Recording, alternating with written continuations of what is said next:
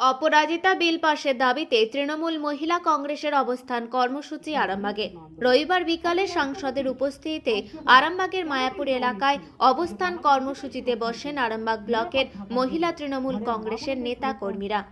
তৃণমূল সূত্রে জানা গেছে, মহিলা ও শিশু সুরক্ষার দাবিতে রাজ্য সরকার অপরাজিতা বিল পাশের দাবি জানিয়েছেন সাংসদে।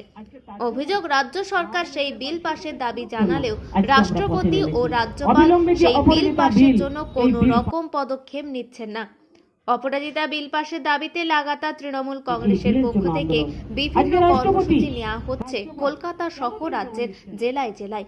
সেই মতো আজকেও অন্যান্য জায়গার মতো আরামবাগেও অবস্থান কর্মসূচি করা হলো তৃণমূল মহিলা কংগ্রেসের পক্ষ থেকে।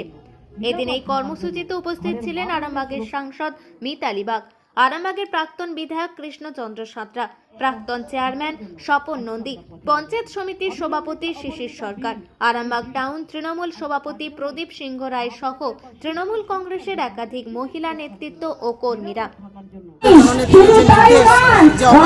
মহিলা এবং শিশু সুরক্ষার যে আইন, সে আইন প্রণয়নের দাবিতে আজকে আমাদের বিভিন্ন দিকে চলছে, মিছিল চলছে, পথসভা চলছে।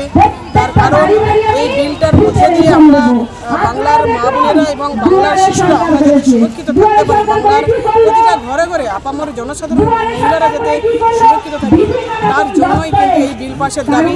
এই আপনারা প্রত্যেকেই জানেন যে রাজ্যপাল বা রাষ্ট্রপতি কোনোরকম এই বিলটার জন্য নির্লিপ্ত অবস্থায় রয়েছেন, তাদের কাছ থেকে কোনো একটা ফিডব্যাক আমরা কোনো সাড়া পাচ্ছি না। যাতে তাদের কাছ থেকে সাড়া পাই, যাতে এই বিল অবিলম্বে পাশ হয়, শিশু এবং নারী সুরক্ষার জন্য অপরাজিতা বিল দ্রুত, আমাদের দাবি দ্রুত এই বিল পাশ করতে হবে। এবং এই বিল দেখে যেন অন্যান্য রাজ্যও যেন বুঝতে পারে যে পশ্চিমবাংলা যে একটা বিল পাশ করছে সেটা একটা দৃষ্টান্তমূলক বিল। তার কারণ এই বিলে অনেক কিছুই বলা আছে যে অপরাধীদেরকে কোর্টের থেকে কঠিনতম শাস্তি, সেই শাস্তি হচ্ছে একেবারে দৃষ্টান্তমূলক শাস্তি। কোনো অপরাধী যখন অপরাধটা করতে যাবে, সে 10 বার অন্তত ভাববে যে আমি কোন কাজে লিপ্ত হতে যাচ্ছি। এই দাবি কোর্টের যে শাস্তি হচ্ছে সেটা হচ্ছে ফাঁসির দাবি, যে একেবারে ফাঁসি, সে যে অবস্থায় থাকুন একটা তাকে ফাঁসির দাবি। আমরা যাতে খুব দ্রুত এই বিল পাস হয়, তার জন্যই আজকে আমাদের দিকে দিকে মিছিল, তার জন্যই আমাদের পথসভা স্ট্রিট কর্নার। যতদিন না বিল পাস হচ্ছে ততদিন কিন্তু আমরা মহিলারা আমরা এই আন্দোলন চালিয়ে যাব।